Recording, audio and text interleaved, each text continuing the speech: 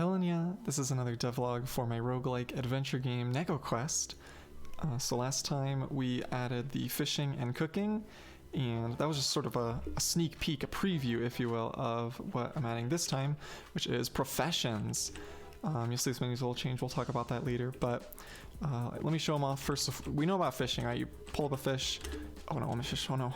Oh gosh. Ah! There we go. Get out of here, fish monster. So if you see here, there's this new stuff here. What is this, you ask? It's ore. So you can mine this. Check our inventory. Neko, we already had some, but we're getting some more. And we can mine this out. And we can mine all the ore, and we're getting a bunch here, you see. So this is used for foraging. Yeah, so that's that. And then let me... Well, I guess we can show this. So each profession has like the levels, and then you'll see they have what I'm calling these accolades. So what these are like certain milestones that you get for each profession, and they will give you a buff in some way. Some of them are permanent, so like instant cooking, that's a permanent buff. Once you get it, it never runs out. But some of these, so like relic drop, after you mine 15 ores or get 15 levels of like mining experience, then you get a relic drop. So it's a way to give you like sort of incentives to do this, instead of just being like, oh, it's a 1 in a million chance to get this item. It's like, if you do it a million times, you will get the item. I don't think there'll be anything that tedious, but anyway, yeah, so let's mine a little more. We can get our, there we go, our relic. Yeah, found a relic, yay. Get our relic here. There's nothing in there yet, but that's mining. So okay, let's go to forging. Let me show you how that works. Smithing. So here's our new workbench. I don't know if this is great. I wanted it to look like an anvil. It didn't really, but anyway. So it's just the same as cooking. Add some ores to forge. So we'll add a negoium and a felinium, and then we have to forge it. We have to actively do it. So if you move around, it doesn't actually until you actually hit it with like the hammer or whatever. We got ninja stars, yeah. So we're gonna equip these. Yeah, and so here's the new character panel. Let me just explain what's happening here. So before we had all these different panels, and we had like 7 panels or something. There were too many. And so I was playing around with the different ideas. This is what I settled on. Instead of an info panel, equipment panel, stats panel, and now a professions panel, I consolidated all of them into one character panel. So this is all the info about your character. It's all right here.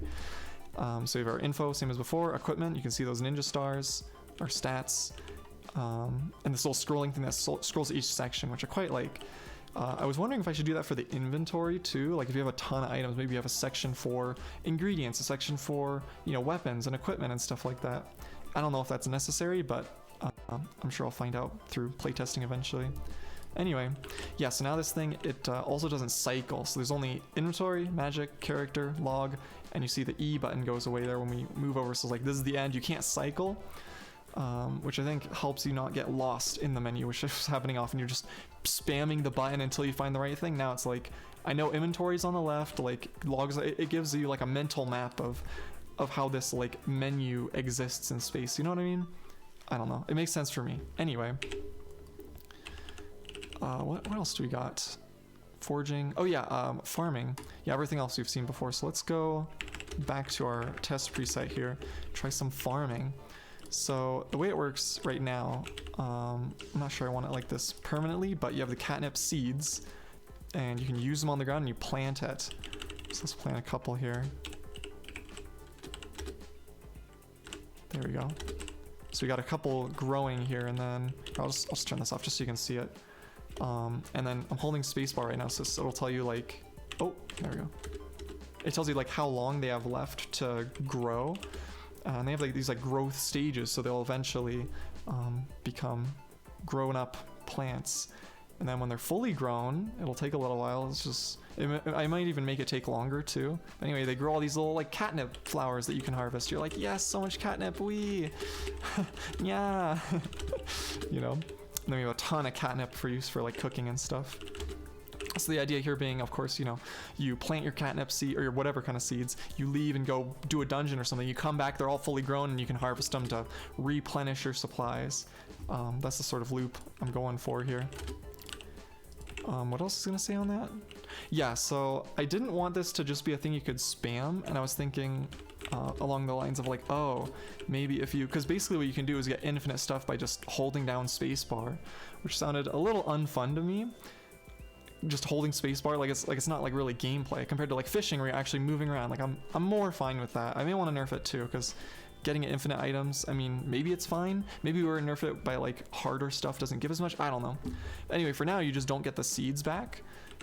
So we have one. We started with 5. Obviously, we start with 5 seeds, but we ran out when you plant them. They don't give you the seeds back. So the thought is you have to do the dungeon, and the seeds will be part of the dungeon loot drop table. So that way you have to play the game to actually do the farming. And I may tie fishing to this as well. Maybe we can have like a lure. Like you need to find lures in dungeons, and of course you'll get like a bunch. So, but I don't want it to be like, you know, you just farm forever, because that's kind of boring. I'd rather, if you're gonna need to farm forever, I'd rather either make it quicker or more efficient, or reduce the need of needing to do that. So like maybe you don't need as much food to clear a dungeon to heal your HP up as much, for example. Stuff like that. So anyway, yeah, I'm still working through how to make it interesting to do. Honestly, the mining is my favorite part right now. Just mining through these rocks is so satisfying. And fishing is pretty cool too. It is, again, just kind of tedious and has no skill, so I'm thinking of ways to change that. I don't think it's terrible. I think it's fine. It's just, it could be better, maybe. I don't know. So if you have any feedback on any of those things, any of the professions, and like the mini games sort of each of them have and how they work, always welcome. And of course, the biggest thing is these like accolades here. If you have any ideas for these, that would be awesome. Because, oh, here, one more mine. We gotta get our relic here. Nice. Got a relic drop. Yeah, if you have any idea for like accolades that could be added here, I'd love to hear those. And of course, any feedback about the game in general, as we develop it, I'd love to incorporate y'all's ideas in this as well. Yeah, so anyway, thanks for hanging out. And next time, I think I'm finally going to be working on the character creation. I think we have all the pieces ready. So yeah, I think that's next, and I think it'll be a fun one. So anyway, we can look forward to that. Thanks for sticking around, and I'll see you later. Bye, nya.